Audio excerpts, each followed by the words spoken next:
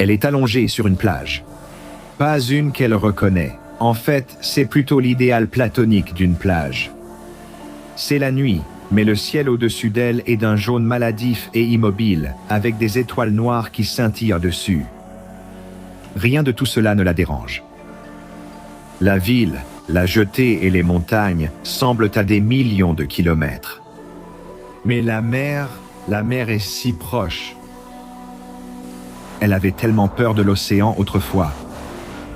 Peut-être que c'est parce qu'elle a vu une vieille VHS user des dents de la mer chez son oncle un peu trop tôt quand elle était enfant.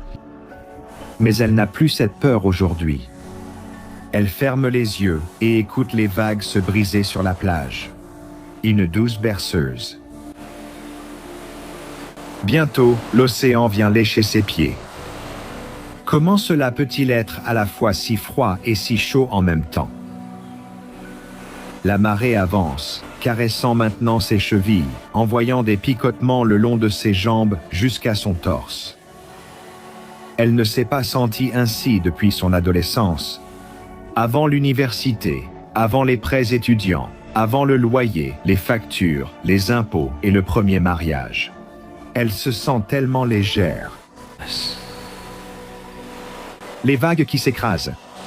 D'avant en arrière. D'avant en arrière, elle sent son dos se soulever du sable doux et mouillé alors que l'eau la porte. C'est son seul moment de doute. Elle ouvre les yeux, espérant voir à quelle distance elle a été emportée du rivage. Mais c'est à ce moment-là qu'elle les voit. Les autres, des gens normaux, des milliers d'entre eux, tous allongés, immobiles et méditatifs, comme elle dans l'eau. Des sourires béatifiques peints sur leur visage, comme des figures de proue sur de vieux navires. Ils flottent, inertes comme du bois mort, à la surface de l'océan. Unis au moins par un but commun et par ce plaisir véritable, transcendant. Puis elle ressent autre chose. Quelque chose de solide et visqueux bouge contre sa jambe. Et elle se réveille. Elle respire bruyamment. Le lit retient sa propre petite mer de sueur nerveuse. Mais elle n'est plus sur cette plage, plus maintenant. Elle est dans la chambre de son petit appartement, juste une autre cellule dans l'immense et impersonnelle ruche urbaine. Chaque jour se fondait dans le suivant comme une palette pleine de peintures à l'huile sous la pluie. Mais ce rêve récurrent et envoûtant, c'est ce qui change tout. Si seulement elle comprenait ce que signifie ce rêve. Ce n'est pas faute de recherche. Elle a acheté et loué des livres sur l'analyse des rêves, allant des approches freudiennes et jungiennes aux théories ésotériques, jusqu'aux sciences cognitives de pointe. Un océan d'encre a coulé sur le symbolisme de l'eau et des rêves. Naissance, baptême, vitalité, émotion, calme, clarté. À un certain niveau, c'est peut-être un peu de tout cela à la fois. Mais d'une certaine manière, aucune d'entre elles ne semble vraiment résumer la totalité de la question non plus. Il y a plus que ça, elle le sait, mais c'est au-delà de l'eau elle-même. Après tout, c'est ce qu'il y a dans l'eau qui l'intrigue bien plus que l'eau elle-même. Quelques nuits plus tard, elle fait un autre rêve. Pas le même, peut-être une suite. Elle est dans l'eau, froide et réconfortante, complètement immergée, mais elle ne se noie pas. Elle descend dans les profondeurs obscures, tirée par une force invisible, incertaine de l'endroit où elle va, ou de la raison, mais elle fait pourtant instinctivement confiance à la force qui l'attire ici. Elle sait que cela veut son bien. Elle sait que c'est la bonne chose à faire. Sa foi dans les pouvoirs de l'eau est récompensée lorsqu'elle aperçoit une lumière dans l'obscurité en dessous. D'abord, une minuscule lueur dorée, mais bientôt, c'est comme une incroyable flamme rugissante dans les profondeurs. Une belle impossibilité. Avant même qu'elle ne s'en rende compte, le monde autour d'elle s'ouvre sur une incroyable cité sous-marine. Un endroit qui ne devrait pas exister, et pourtant, au fond d'elle, elle sait qu'il existe vraiment. Cela semble si ancien, et pourtant, ce n'est pas le genre d'endroit que les humains pourraient construire avant des milliers d'années, si jamais nous vivions aussi longtemps. Elle marche dans les rues de la ville, se sentant légère dans l'eau, capable d'y respirer d'une manière ou d'une autre. Elle est émue aux larmes par ces flèches scintillantes, ces couches de passage semblables aux ramifications fibreuses des terminaisons nerveuses. La façon dont les bâtiments semblent s'enfoncer de plus en plus loin dans l'obscurité abyssale en dessous. Mais vous ne voyez pas ces larmes. Elles ne font plus qu'un avec l'océan, dès qu'elle la quitte. La seule chose dont elle est absolument certaine, c'est qu'elle doit faire partie de ce monde. Quand elle se réveille cette fois, elle n'est pas trempée de sueur, haletante et confuse. Elle est animée d'un but pur, comme un artiste recevant le plan céleste d'un chef-d'œuvre qui marquera sa carrière, ou comme Saul devenant Paul sur le chemin de Damas. Aucun mot n'a été prononcé dans ce rêve, mais elle a maintenant entendu son sermon sur la montagne. Il doit y en avoir d'autres. Il doit y en avoir. Et elle doit les trouver. Je sais que toi aussi, spectateur, tu fais des rêves étranges et prophétiques ces temps-ci, mais pas d'eau, n'est-ce pas? Vidéo SCP animée, fascinante et terrifiante, qui hante tes rêves sur YouTube. Si tu regardes attentivement à travers la brume du sommeil, tu peux distinguer les mots « Dr Bob » et « s'abonner ». Appuyer sur s'abonner pourrait être le seul moyen de briser cette malédiction nocturne avant qu'elle ne te consume. Et tu devrais peut-être aussi activer la cloche de notification, juste pour être sûr. Mais pour elle, le soulagement ne viendra pas aussi facilement. Les journées de travail passent désormais comme des rêves, flous et indistincts. Son patron leur fait la leçon à tous lors des réunions hebdomadaires sur les rapports de vente et les chiffres des bénéfices trimestriels, et elle s'en fiche complètement. Ce n'est pas réel. Il n'est pas réel. Lui, cette entreprise, ce bâtiment, tout s'effondrera tandis que les mécanismes de la marée continueront d'avancer sans relâche. Comment pourrait-elle même faire semblant de se soucier de toutes ces absurdités? Une oasis dans le désert de sa vie se présente à elle à l'arrêt de bus après une autre journée de travail sans récompense. Il y a un prospectus épinglé au panneau d'affichage, sans illustration ni ornement, qui dit simplement « Rêver de l'océan ». Appelez ce numéro. Bien sûr, ça peut vouloir dire tellement de choses, non?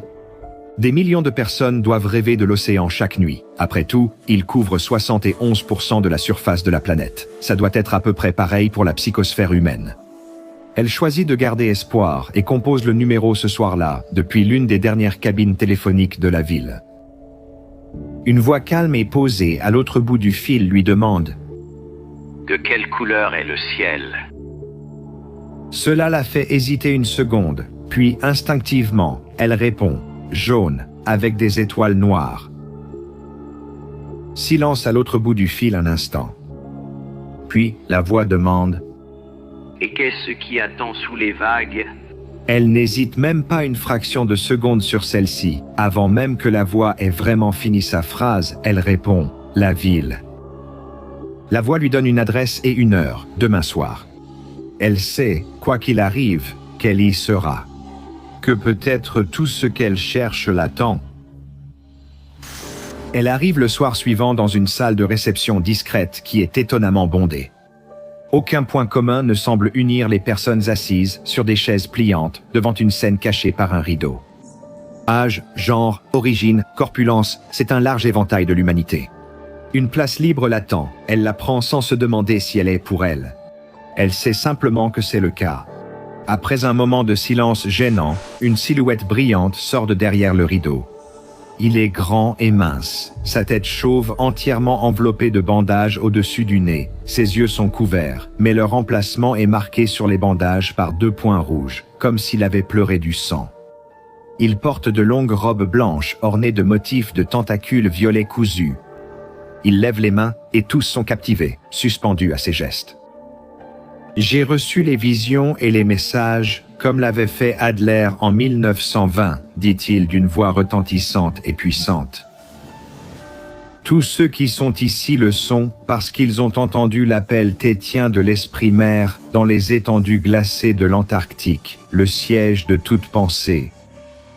Nous ressentons leurs pensées dans notre esprit, comme de magnifiques vrilles qui rampent à travers les plis de notre cerveau. Les premiers-nés aspirent à notre compagnie, loin de ce monde pourri et misérable. Il y a quelques mois, elle aurait pu croire ces propos insensés. Ils ont tellement de sens. Elle ne veut pas être ici, dans ce monde froid et sec. Elle sait que quelque chose de meilleur l'attend là-bas. Un endroit où elle peut vraiment avoir sa place. Ce groupe sans nom devient un rituel hebdomadaire après cela. Elle prend leurs brochures, regarde les séminaires en DVD qu'ils distribuent lors des réunions et achète les livres recommandés. L'un d'eux, La nature du Thétien de Joseph Adler, devient une source de fascination particulière. Adler était l'un des nombreux hommes fortunés et désœuvrés qui ont décidé de surfer sur la vague de l'occultisme du début du XXe siècle.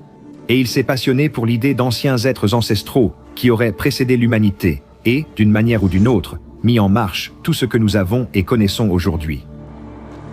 Contrairement à la plupart de ces occultistes qui se sont soit lassés de jouer un rôle, soit ont succombé à l'une de leurs nombreuses addictions, Joseph Adler a vraiment mis son argent au service de ses convictions et a tout perdu. Afin de tester son idée selon laquelle une sorte de superconscience psychique primordiale existait juste au-delà des limites du monde physique, Joseph Adler a réuni un groupe de personnes partageant les mêmes idées pour réaliser une projection astrale collective afin de contacter cette force. Le résultat fut que tous, sauf Joseph Adler lui-même, étaient morts en moins d'1 heure, à cause d'un mélange de problèmes de santé et de blessures qu'ils s'étaient infligés les uns aux autres. Joseph Adler n'avait perdu que 2 choses, ses yeux et sa raison. Il passa le reste de sa vie dans un asile d'aliénés, délirant que tout ce qu'il avait dit auparavant était vrai. Et si ce n'était pas le cas, pourquoi tout cela serait-il arrivé? Loin de l'inquiéter, au contraire, cela l'excite de penser qu'il y a vraiment quelque chose là-dehors. Adler avait seulement commis l'erreur de le contacter au lieu d'attendre d'être contacté. Elle et les autres de son groupe sont les élus, ceux qui sont destinés à communier avec les Thétiens, les premiers-nés. À chaque réunion, le groupe partage plus de documents prouvant la justesse de leur mission. Des preuves crédibles montrent que les nazis cherchèrent des traces des Thétiens en Antarctique et que des églises entières de fidèles se sont formées puis ont disparu au Danemark. De plus en plus, elle a l'impression que passer du temps avec qui que ce soit en dehors du groupe est une perte de temps. Quand elle essaie de parler à ses anciens amis et collègues de ses rêves, d'Adler, des Thétiens, des premiers-nés, ils la regardent comme si elle était folle. Ils ne sont tout simplement pas sur la même longueur d'onde mentale qu'elle et les autres membres du groupe. C'est presque inutile d'essayer même d'avoir une conversation avec eux. Ils vivent désormais sur 2 planètes différentes. Elle fait partie des élus. Ils ne le sont pas. Quand elle fait ses rêves la nuit maintenant, ils ressemblent à un état d'extase prolongé. Elle flotte dans cette eau accueillante, des filaments bioluminescents s'étendant hors de l'obscurité pour toucher sa peau, la frôler, l'observer avec des yeux noirs dans l'obscurité sous le ciel jaune et les étoiles de charbon scintillantes. Un tel frisson défie toute description. Les mots n'expriment pas l'euphorie de ce moment. La sensation est si céleste que, lorsqu'elle se réveille, elle pleure pendant des heures. Parce que, comparé à cette joie, l'existence ordinaire ressemble à une agonie. Les membres du groupe lui disent cela après leur cercle hebdomadaire de méditation et de chant. Être devient de plus en plus difficile. Leurs yeux et leur peau sont douloureusement secs. Leur corps semble si lourd. Ils ressentent le picotement de l'absence du contact du premier-né sur leur chair. Et c'est presque providentiel que, en ce jour, leur chef ait un message pour lui. Il monte sur scène, la tête bandée, les 2 points rouges au-dessus de ses yeux ayant séché et bruni sur les bandages. Un large sourire se dessine sur son visage, révélant des dents de travers. « Mes enfants, c'est un jour des plus exaltants. J'ai reçu une autre vision du Thétien. Ils m'ont donné l'emplacement. La plage sur la côte de Quiet Mountain, Colorado. C'est là que nous devons marcher et enfin être avec eux. » Ce sont les plus beaux mots qu'elle ait jamais entendus. Après une semaine de préparation, elle et le groupe font leur pèlerinage. Chacun fait le voyage seul, mais ils arrivent ensemble. Ils se tiennent sur la plage, pieds nus, les poches remplies de pierres et de poids en métal. Aucun mot n'est échangé entre eux. Pourquoi gâcher un moment aussi pur avec quelque chose d'aussi mesquin et humain que des mots, ces sons d'air forcés à travers des sphincters et modulés par des morceaux de chair qui s'agitent? Pas besoin de ça, il n'y en aura jamais besoin sous les vagues. Ils ne marchent pas main dans la main vers la mer, non. Cela compromettrait chacun de leur parcours personnel. Chacun y va seul. Après une vie solitaire et monotone, elle marche, sans les pierres et le sable sous ses pieds, le niveau de l'eau qui monte au-dessus de ses chevilles, de ses genoux, de sa taille, de ses épaules. Quand elle ouvre la bouche pour respirer, l'eau salée emplit ses poumons et sa vision s'obscurcit. Pour la première fois, en dehors du sommeil, elle se sent proche d'eux. J'aimerais pouvoir vous dire qu'il s'agissait d'un incident isolé, mais j'ai bien peur que ce ne soit pas le cas avec SCP-4246, une condition cliniquement connue sous le nom de thalassomanie, et, de façon informelle, connue sous le nom de code rêve du premier-né ici à la Fondation. L'histoire que vous venez d'entendre est vraie, mais pour vraiment comprendre ce qui s'est passé ici, nous devons examiner les détails de plus près, et disséquer la vérité sous-jacente. Dans la brume de la folie, du délire et de la mort, avant que la prochaine poussée de la condition ne prenne le dessus et que d'autres se perdent dans les profondeurs. À son niveau le plus basique, SCP-4246 est une condition psychologique qui se manifeste d'abord dans les rêves et conduit rapidement à une fascination morbide et dévorante pour l'océan et une force divine perçue qui existerait sous la surface. Dans les cas les plus bénins, cela peut entraîner de graves épisodes de troubles mentaux. Dans les cas les plus graves, on parle d'une mort potentielle pour la personne atteinte, ainsi que pour toute personne assez malchanceuse pour se trouver à ses côtés. Au départ, la Fondation a constaté que les personnes infectées partagèrent des connaissances qu'elles n'auraient pas dû avoir, ce qui a mené à l'hypothèse qu'elles étaient peut-être télépathes. Cela s'est avéré ne pas être le cas. En réalité, ils devenaient presque comme des nœuds de transmission ou des routeurs pour une forme de conscience supérieure qui projetait sa propre intuition psychique sur des sujets humains sans méfiance. Joseph Adler l'a découvert à ses dépens lors de sa projection astrale de masse, ce qui a conduit à la violence et à la folie parmi son groupe. Interrogé par un agent de la Fondation à l'hôpital psychiatrique de Broadmoor, Joseph Adler a dit « J'ai regardé trop loin, j'ai vu ce qu'aucun homme ne devrait voir. Des horreurs au-delà de toute conception, au-delà de toute perception. J'ai regardé trop loin, et quelque chose qui n'a pas apprécié mon regard. » Comparé à l'homme, les premiers-nés étaient comme des dieux. S'ils n'ont pas pu l'arrêter, quelle chance avons-nous? La Fondation a constaté que le nombre de personnes faisant l'expérience du SCP-4246 semblait augmenter dans certaines régions du globe. Pendant que les personnes infectées étaient confinées pour leur sécurité, d'autres découvertes fascinantes ont été faites. Lorsque ces personnes sont empêchées d'interagir directement avec l'océan, elles ont tendance à dessiner de façon compulsive des représentations de celui-ci, ce qui conduit à une grande variété de dessins de l'océan, souvent couverts de marques bizarres et ésotériques. Ce n'est que lorsque tous ces dessins ont été reliés et superposés à une carte jugée inutile qu'Adler avait dessinée à l'asile que les chercheurs ont compris qu'il les guidait directement vers différents points de convergence d'une puissance psychique profonde sous l'océan. Comme l'a noté le docteur Stefan Gartner dans ses notes 1 à 1, comme les pièces d'un puzzle, la carte d'Adler a été créée après des mois d'un travail fastidieux.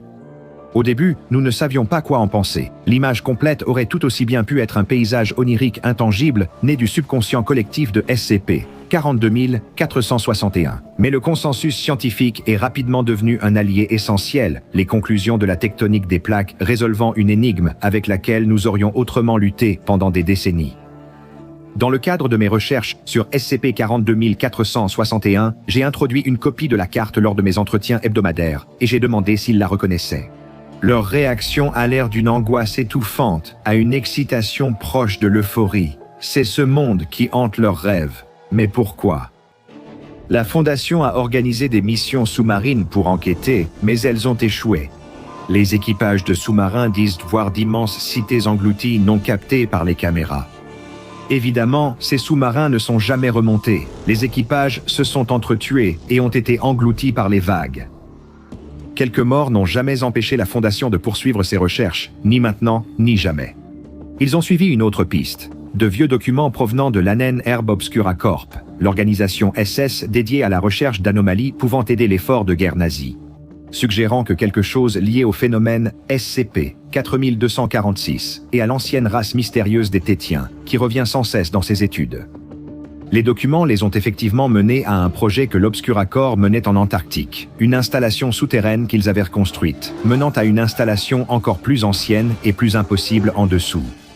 une série de catacombes construites bien avant l'existence de l'humanité, dont la chambre la plus profonde contenait rien de moins qu'un cerveau géant, la source des émanations psychiques à l'origine de tout le phénomène SCP-4246. Alors, naturellement, avec la confirmation d'une forme d'intelligence derrière tout cela, la Fondation a essayé de communiquer avec cette fichue chose. Et en essayant de faire cela, la Fondation a fait quelque chose d'inimaginablement horrible. Ils ont pris des personnes déjà infectées par le phénomène SCP-4246 et les ont transformées chirurgicalement en quelque chose d'encore plus parfaitement conçu pour recevoir et transmettre le message anormal. Augmentation de 250% de la masse de la glande pinéale, augmentation de 400% de la masse du cortex cérébral, et environ 1200% du nombre de neurones d'un humain adulte moyen, ainsi qu'une augmentation de la taille du crâne pour accueillir la masse cérébrale supplémentaire. Ils ont appelé cela le projet rêveur éveillé. Et lorsqu'un de ces rêveurs a réellement pu communiquer avec le cerveau, il a dit à voix haute « Je suis perdu parmi les vrilles et je ne lutte plus pour respirer ». Froid et engourdi, mais de façon presque confortable. J'entends ma mère, elle m'appelle à rentrer à la maison. Chez moi, elle me chante non pas avec des mots ni même avec des sons, mais avec de la lumière et des couleurs, si éclatantes. Chez moi. Chez moi. De retour dans les jardins de mes ancêtres, je suis avec mes sœurs. Tant que nous sommes ensemble, nous pouvons être en sécurité. Silence. Sois simple et sans lumière. La chanson s'estompe, mais il y a de la sécurité dans l'obscurité. Sois simple et sans lumière. La bête nous trouvera. Cette transmission a provoqué une décharge psychique qui a non seulement rendu plusieurs membres du personnel de la Fondation inconscients, mais a également entraîné une crise douloureuse pour chaque rêveur éveillé du programme et chaque céphalopode dans le monde. Et c'est cela qui a tout révélé. Les Tétiens n'étaient pas morts, ni disparus, ni partis dans une autre dimension. Ils avaient élevé leur conscience en une conscience collective intangible, tandis que leurs corps étaient devenus les calmars et pieuvres d'aujourd'hui. Mais pourquoi ? Il semble que les Tétiens, autrefois des êtres puissants et complexes qui régnaient sur le monde, aient essentiellement choisi de faire évoluer leur esprit et de faire régresser leur corps afin d'éviter l'attention de quelque chose. Et ce qu'est cette chose reste encore un mystère pour nous tous, mais je sais une chose avec certitude. Nous allons probablement tous le voir dans nos rêves cette nuit. Vous souhaitez soutenir la mission de cette chaîne, révéler l'étrange, l'effrayant et l'anormal? Vous pouvez profiter de super fonctionnalités, comme des épisodes non censurés et voter sur mes prochains sujets, en rejoignant le Patreon de Dr Bob. C'est grâce au soutien de ces mécènes que je peux réaliser plus de vidéos terrifiantes comme SCP-2846, le calmar et le marin.